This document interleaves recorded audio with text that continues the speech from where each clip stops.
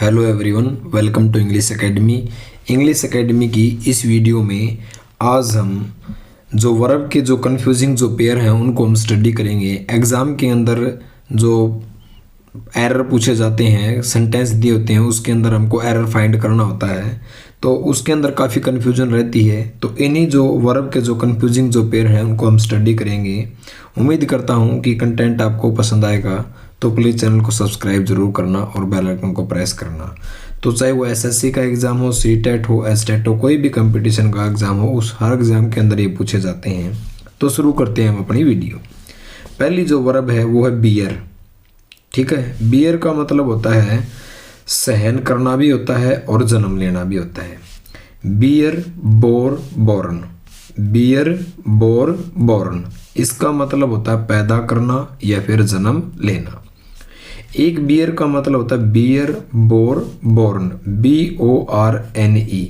यहाँ बस यही फर्क है, यहाँ BORN है, यहाँ BORNE है। यानी इसका मतलब होता है बर्दाश्त करना, यानी कि सहन करना।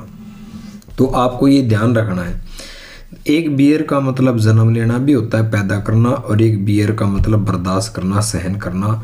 तो बियर बोर बोर्न, इसके अंदर ई है। एग्जाम्पल से समझने की कोशिश करते हैं। She has borne all her problems with great courage, यानी कि उसने है ना बहुत एक हिम्मत के साथ, हौसले के साथ जितनी भी प्रॉब्लम्स, जो समस्याएं थी, उनको क्या किया, उसने उसको सहन किया। तो यहाँ आप देख सकते हो BORNE, इसका मतलब सहन करना।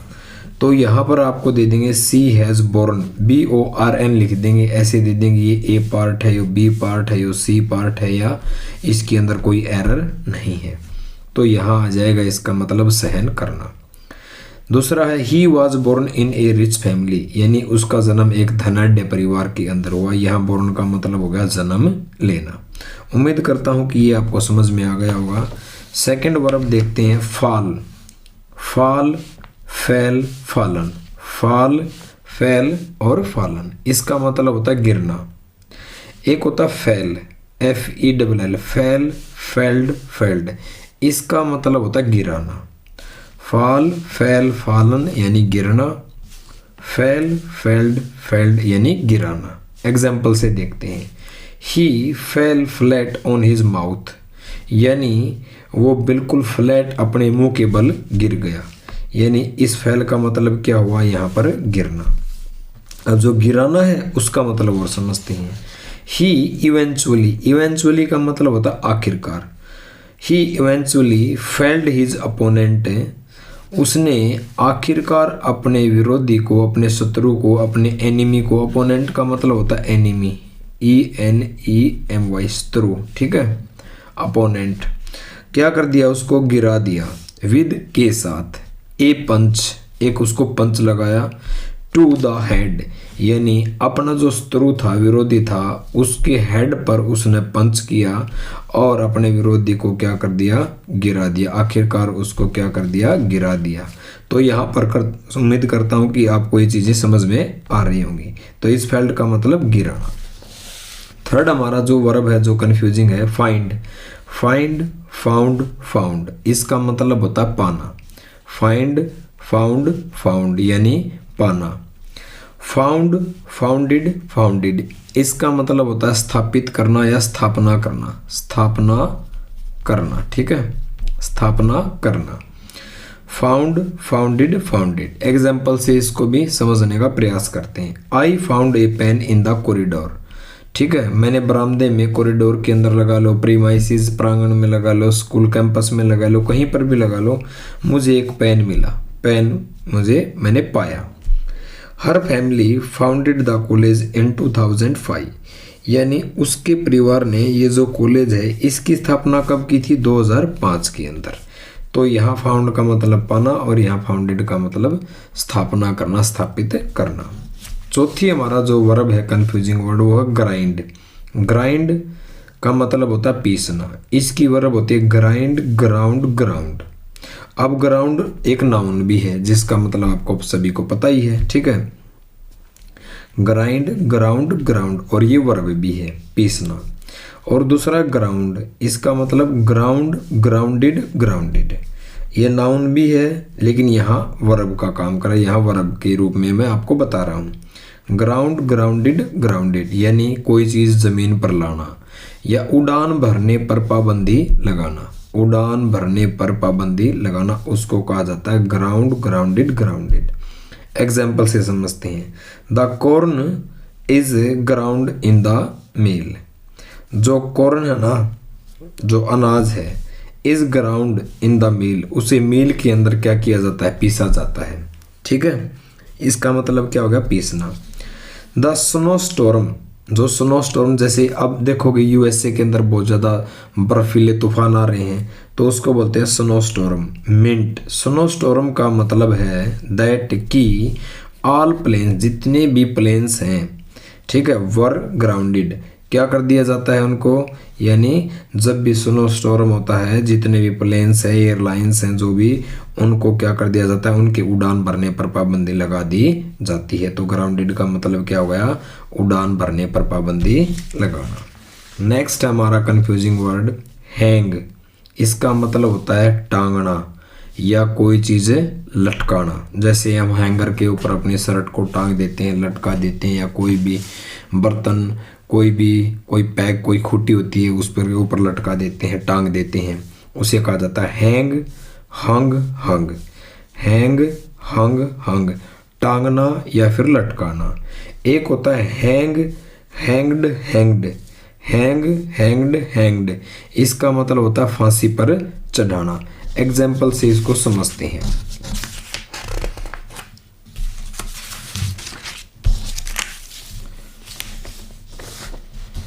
जैसे है ही हंग ए पिक्चर ऑन द वॉल। ही ये प्रोनाउन है, हंग ए पिक्चर ऑन द वॉल, उसने दीवार के ऊपर क्या टांग दी, एक पिक्चर को, एक तस्वीर को उसने क्या कर दिया, टांग दिया, लटका दिया। तो यहाँ पर हंग का मतलब समझ गए, हैंग, हंग यानी टांगना या लटकाना। जस्टिस रमन्ना ऑर्डर्ड, ये जस्टिस हैं, इन्होंने ऑर्डर दिया किसको, एडवर्ड को, टू बी हैंग्ड, कि इसे हैंग्ड, फांसी पर हैंग्ड किया जाए, लटकाया जाए, चढ़ा दिया जाए, by the neck until death, जब तक इसकी डेथ ना हो ना तब तक इसको फांसी पर लटकाए रखो। ये ऑर्डर दे दिया जस्टिस रमन्ना ने। तो यह हैंग्ड का मतलब होगा फांसी पर लटकाना। नेक्स्ट हमारा कंफ्यूजिंग वर्ड है लाई। लाई, लाइड, लाइड, इसका मतलब होता है झूठ बोलना। लाई, लाइड, लाइड यानी कि झूठ बोलना। एक लाई है लाई, ले, लेन। लाई, ले, लेन, इसका मतलब लेटना या लेटाना, लेटना या लेटाना। एक है ले, ये ले, लेड, लेड। ले, लेड, लेड, इसका मतलब है कोई चीज़ रखना, हॉरिजेंटली, कोई चीज़ क्षैतिज पर रखना, हॉरिजेंटली कोई चीज़ रखना, या नौछावर करना, या फिर जैसे हैंस ले एग्स, अंडे देना। इस ले के 3 मीनिंग है, ले, लेड, लेड यानी कोई चीज़ रखना हॉरिजेंटली, या नौछावर करना, जैसे जो सैनिक होते हैं देश की सुरक्षा के लिए अपनी जान को नौछावर कर देते हैं, या हैंस ले एग्स, मुर्गी क्या करती है, अंडे देती है। तो इसके 3 मीनिंग है। एग्जाम्पल से एक एक करके समझते हैं। ही लाइड अबाउट द मैटर, कोई भी नाम भी बोल सकते हो, नाउन ये प्रोनाउन है। उसने क्या है, झूठ बोला, अबाउट के बारे में, इस मामले के बारे में उसने झूठ बोला। तो यहाँ लाई, लाइड, लाइड यानी कि झूठ बोलना। फिर मैंने बताया था lie, lay, lain. He laid a gentle hand on her shoulder, ठीक है, उसने उसके कंधे पर क्या रखा, जेंटल हैंड, बड़ी विनम्रता से अपने हाथ को उसके कंधे के ऊपर रखा। तो यहाँ ले का मतलब ले, लेड, लेड यानी कि कोई चीज़ रखना। तीसरा मैंने बताया था नौछावर करना। The soldiers laid down their lives, सैनिकों ने अपने जीवन को नौछावर कर दिया, डिफेंड करते हुए, रक्षा करते हुए, देयर कंट्री यानी सैनिकों ने, सोल्जर्स ने अपनी देश की रक्षा करते हुए, डिफेंड करते हुए अपनी लाइफ का क्या कर दिया, अपने जीवन का नौछावर कर दिया। और चौथा मैंने बताया था हैन ले एग्स। तो ये इसके सारे के सारे मीनिंग है। नेक्स्ट है हमारा रेंट। रेंट रेंट रेंट, इसका मतलब होता है चीरना या फाड़ना, चीरना या फिर फाड़ना। एक होता है रेंट, रेंट रेंटेड रेंटेड यानी किराए पर देना, किराए पर देना। एग्जाम्पल से समझते हैं। विद वन स्ट्रोक, एक ही प्रहार में, एक ही प्रहार के साथ। ऑफ हिज स्वॉर्ड, अपनी तलवार का एक ही प्रहार के साथ। ही, उसने। रेंट हिज एनिमी, क्या कर दिया, enemies apostrophe S, possessive pronoun, ठीक है। उसने एक ही तलवार के एक ही प्रहार के साथ अपने एनिमी के दुश्मन का जो हेलमेट था इनटू, उसके दो टुकड़े कर दिए, यानी इतना तेज प्रहार किया कि जो शत्रु का जो हेलमेट वो पहने हुए था उसको चीर दिया, उसको फाड़ दिया और उसके दो टुकड़े कर दिए। तो इसका मतलब क्या हुआ यहाँ पर, रेंट रेंट यानी चीरना या फाड़ना। दूसरा एग्जाम्पल से समझते हैं। They rented a cabin for their vacation, उन्होंने अपनी छुट्टियों के लिए एक कैबिन किराए पर लिया।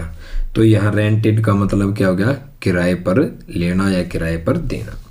वी रेंटेड ए हाउस, हमने एक घर किराए पर लिया, ठीक है। ऑन द सी फ्रंट, बिल्कुल समुद्र के सामने। फॉर द समर, यानी गर्मियों के लिए हमने समुद्र के बिल्कुल तट पर एक हाउस जो है किराए पर लिया। तो रेंट के दो मतलब हैं, रेंट रेंटेड रेंटेड किराए पर देना, और एक होता है रेंट रेंट रेंट चीरना या फाड़ना। और आज की वीडियो का हमारा लास्ट जो कंफ्यूजिंग वर्ड है वो है रेज, रेज्ड रेज्ड। इसका मतलब होता है उठाना। क्या उठाना, कोई मुद्दा उठाना, जैसे करप्शन का मुद्दा उठा दिया, वुमेन एम्पावरमेंट का मुद्दा उठा दिया, ठीक है। इस तरह का कोई मुद्दा उठाना या कोई पर्सन उठाना इत्यादि, या फिर पालन पोषण करना, ये होता है रेज रेज्ड रेज्ड। और एक होता है rise, rise rose Ryzen, rise rose risen यानी उगना, कोई चीज़ बढ़ना, कोई चीज़ उठना या कोई तरक्की करना, तरक्की करना उसे कहा जाता है राइज रोज राइजन। एग्जाम्पल से समझते हैं। She was raised by her grandparents, यानी उसका पालन पोषण किसके द्वारा किया गया, उसके ग्रैंड पेरेंट्स के द्वारा उसका पालन पोषण किया गया। तो यहाँ रेज का मतलब समझ गए, पालन पोषण करना। ही रेज्ड ए क्वेश्चन, उसने एक क्वेश्चन उठाया ऑन वुमेन एम्पावरमेंट, किस विषय के बारे में, नारी सशक्तिकरण के बारे में उसने एक मुद्दा उठाया, यानी मुद्दा उठाना। The sun rise in the east, ये राइज रोज राइजन यानी सूर्य पूर्व के अंदर जो है राइज करता है, उगता है। उम्मीद करता हूँ कि कंटेंट आपको पसंद आया होगा, तो प्लीज़ चैनल को सब्सक्राइब जरूर करना। ये वीडियो हर एक कंपटीशन के एग्जाम के लिए जिसमें एरर पूछे जाते हैं, कन्फ्यूजिंग वर्ड पूछे जाते हैं, उसके लिए बहुत ही महत्वपूर्ण है। Thank you, have a nice day. मिलते हैं नेक्स्ट वीडियो के अंदर।